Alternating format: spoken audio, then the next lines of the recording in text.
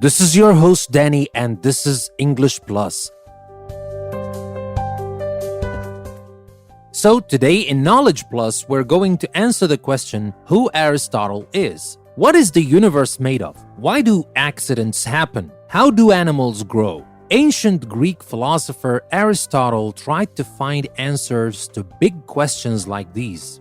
Today, he is remembered as one of the greatest philosophers who ever lived. Aristotle was born in 384 BC in ancient Macedonia, which is now northern Greece. His father was a doctor. When Aristotle was 17, he went to Athens, the biggest and richest city in ancient Greece. He stayed there for most of his life, studying and teaching.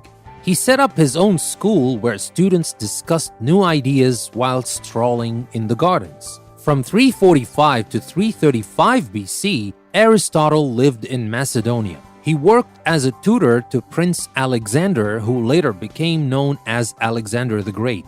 In 335, Aristotle returned to Athens. In 335 BC, Aristotle returned to Athens. In 323 BC, Alexander died and his friends became unpopular. Aristotle was forced to leave his school in Athens. He died the next year in 322 BC.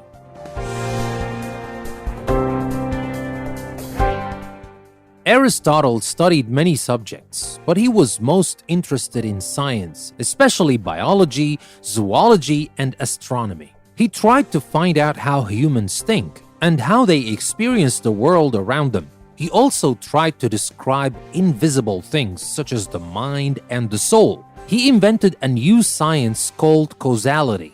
It explained why things happen. In all his investigations, Aristotle pioneered a new way of studying. He looked for clues in what he saw and for proof. He didn't use guesswork or accept whatever people already believed. His method of questioning changed the way scholars worked for many centuries. Aristotle wrote many books and he kept notes to help teach his students. These might easily have been lost after ancient Greek civilization collapsed, but Muslim scientists carefully preserved these writings and passed them on to scholars in Europe and Asia. Aristotle ideas spread around the world.